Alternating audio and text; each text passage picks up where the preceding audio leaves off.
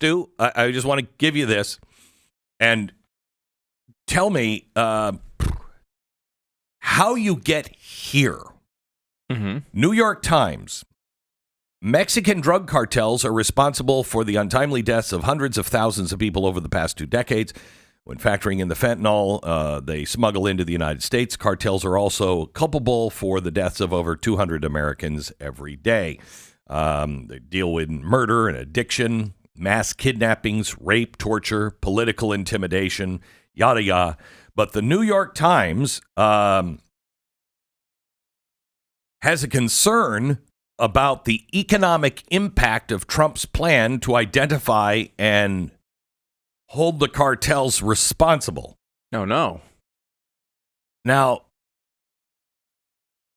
I'm trying to think about the positive impact the New York Times might have found with the cartels. I mean, job creators? Yes. Yeah. Yes, okay. absolutely. Yeah. Mm-hmm. Yeah. You got that.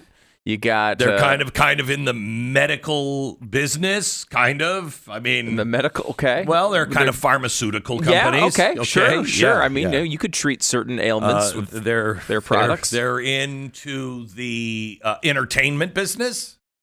Yes. Adult entertainment or child entertainment, for adults. How you want to be entertained. Sure. I mean, would we get any good movies or music if there were no drugs in this country? Probably not. No, that's going to be Hollywood would change. Is Hollywood in trouble. Would change. Yeah. Are they trying to say basically these cartels are used as coyotes essentially, and the people who are coming in for free or cheap labor won't be coming in anymore. Mm-hmm. That hurts our economy. I mean, again, I don't think that's a good argument, but is that what they're trying to get to? So what they're saying is that this is going to be hard on the banks. Going to be hard on the banks. Why would cartels going away be hard on banks? Well, because the banks are going to be responsible for knowing if your client is a part of a drug cartel, and Okay. So what additional? I mean, is this going to cause additional layers of paperwork for everybody? Essentially, I don't know. I guess, and not just cartels, but are your friendly neighborhood drug dealer? I think. I mean, if you're in that business, you probably aren't using a bank. You know what I mean? Now, if you're a cartel, you want to use the banks. But I mean, if you're coming in, every year with $1.5 billion. Or, even have holdings of $1 trillion, I might want to ask, how are you doing that? I'm in the import-export business. I'd like a little bit more. You also put down here you're in the entertainment industry and pharmaceuticals, but I haven't seen anything on the shelves from you. Now, Elizabeth Warren has reliably told me that criminals only use cryptocurrency. So maybe why would they need the banks? Yeah, I don't understand. Why would it affect the banks in any way? I don't know. But I just, as I said yesterday, if I were an entrepreneur and I were in Mexico, I might start coffins.com. Because I think there's going to be a run on coffins. And, as long as Gavin Newsom isn't there, he's not going to put there's a coffin shortage, so, let's not raise the price of coffins. He's not going to do that. You can price on demand, I'm guessing, in Mexico. So when there's a rush for coffins because, I don't know, our special forces have killed all of the people in the drug cartels, you could make some money. What's your impression on what Trump actually does here? We talked a little bit about this yesterday, but what's the specific plan? I know you don't, you're not going to reveal anything, but because I don't. You have thoughts and impressions. Let's say. Yeah. So thoughts and impressions. When basing this completely on your thoughts and impressions. Yes, and not anything else. What would Trump? What would be the approach here to take out the cartels in Mexico? He would assign people to make a list of who those terrorists are. Will they be checking it twice? They'll check it twice. Okay, will they find out who's naughty or nice? Yeah, that's what they're looking for right now. Mm-hmm. And then they'll give it to the president, and they'll say, here's the case against these guys and this cartel and many other cartels. And the president will say, what do you recommend? And they'll say, we go in at night with our, night vision, and we kill them all. And he says, okay. And so then we go in at night and we kill them all. And in the morning, everybody wakes up surprised because they're dead. I was going to say, do they Call wake up? coffins.com. Okay. And just leaves like a rotating, just a repeating ad on the television for coffins.com. Coffins.com. Mm-hmm. Are you a member of the cartel? You might consider becoming a franchisee owner of coffins.com. Yeah, I think that's what he's going to do. No. He's not going to play around. You are going to see death and destruction of these cartels. And I'd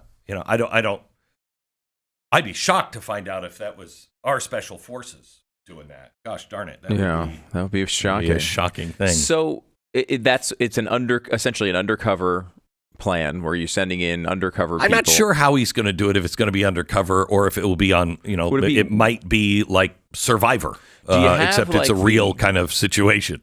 This week on Survivor, who's going to survive in this cartel? Do you have do you have some sort of arrangement with the Mexican government on this? Like, do you say to them, look, we're coming in, whether you like it or not? He already did.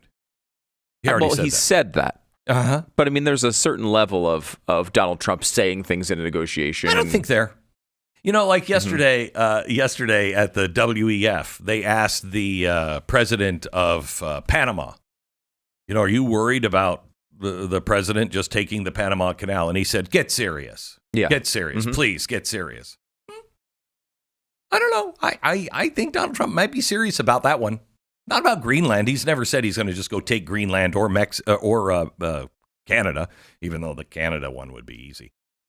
He's not doing that. But he is very clear. I am going to kill the cartels because they're terrorist operations and they're operating here in the United States and causing a lot of pain and suffering. And so I'm going to kill them all. I mean, he's designated them terrorist groups, right? Mm-hmm. And we know what has happened with, Al Qaeda or whatever. When he designated a terrorist group, it gives us what we consider, and other countries don't consider, the legal authority to go in and do these types of things. Because Mexico no longer has the legal authority to do anything because they're run by the cartels. So you're going to see a lot of feigned outrage at the beginning until he gets rid of these cartels, and then they're going to go, thank you. Well, that's what I wonder, because we've had this relationship with certain other countries where we've gone to them and said, hey, we're doing this whether you like it or not. And some of them are angry and outraged, but a lot of them are like, oh no, you shouldn't. Okay, just if you need to know where they are, let me know. Right? Yeah. Like they would love to get rid of this problem. I think, and it's depending on who you're talking about in the Mexican government, you like to get rid of this because they're challenging your power, essentially. The people will be very happy. People in Mexico will be very, very happy. Right. So it's not going to be real unpopular in Mexico with the average everyday people. But what would be unpopular, right? Like, let's just say we had a problem with, cartels in our country, and the Mexican government was upset with the reverse situation happening. They're crossing the border. They're doing all these terrible things. They sent in their special forces into our country without our approval. We're a sovereign nation, right? We would be upset about that. We would be upset. Now, we're the big boys on the street, so we don't have to care necessarily about that. But let's actually flip that. Okay, let's say we were in the situation that Mexico's in, where we try to vote mayors in, we try to vote governors in, and they're just slaughtered in the streets because they say I'm taking on the cartels, and they slaughter everyone in government that is even whispering about that. Yeah. So we've tried to vote them out. And we as people know that our government is now in bed with the cartels, and it's getting worse and worse and worse. And Mexico says, you know what? Enough of these cartels. They are hurting our people. And so we're going to come across the border and we're going to take care of them because you won't. Would you really be upset? My gosh, they're violating our borders. I would be all for it quietly.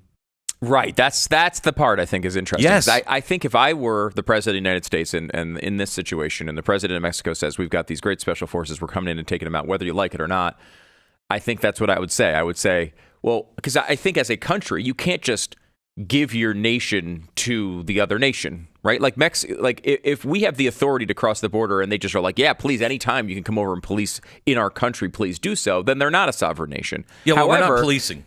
Right. Well, kind of we are. I mean, no, not it's really. just a very aggressive this form is of an it. international terrorist group Right. Well, that is crossing our borders and it's causing... it's still a form of law enforcement. I mean, we are... Yeah, it is. But you would maybe say, well, we would never allow that, but you'd want it to occur. Yes. And you'd encourage it and you'd assist in any way possible. Yes. I'm and curious if Mexico would do that. You would take note of everyone in the federal government and your local government who opposed it, strongly and meant it. You would be like, okay, they're part of it. I got part of it, right? And you'd probably be right. Yeah. So I hope that's what Mexico does. I just don't know with this, especially this woman who's trying to get into like little peeing contests with Donald Trump over these types of things. I don't think that's a good approach. No, this isn't a little peeing thing. But I'm saying that's what she's doing. Yeah. She's publicly coming out. Oh yeah, well if you're going to rename it Gulf of America, we're going to look at this region. This is actually ours, or whatever she's trying to pull. We're going to stop sending you sombreros. Okay, whatever. There was the sombrero threat. I don't know. I don't know if that's really that. But I mean, like that was damaging. What she was doing. She was doing essentially. She was acting like a guest on The View. Yeah. Right. Like, oh yeah. Well, I'm a strong woman, and look at me. I'm going to rename your place. Stop it. Like that nonsense. Right. If that's what she decides to be. That's fine. She probably won't do it this way. She'll probably complain about it, and that's and if she is corrupt and in bed with the cartels, the people of Mexico will decide that after all of the pressure is off because we've killed the cartels. I hope that. I mean, I just think there is. I mean, they're going to try to cause problems in here, but I have to tell you, you have no idea what you're up against with the United States military, our special forces. You have no idea. Oh, these are highly trained. Are they? Mm-hmm. I don't know. I'm going to put my money on the U.S. Special Forces. That's what I'm going to do. And I don't think they're going to win in that fight. And let me ask you this, a related question. We've complained a lot about, DEI in the military, that the military's gone soft, that we've had all these problems. Pete Hegseth wrote a book about it. He's the central part of why he's going into this role. Are we too far gone? Is it possible that we don't have enough of what we need in the military to accomplish these tasks anymore? For Mexico, no. We're okay. No. For multiple fronts, yes. For our special forces, our teams to go in the dead of night and kill all these people, no. That's not beyond. We're still reach. prepared for that. Oh yeah, yeah. Good to hear.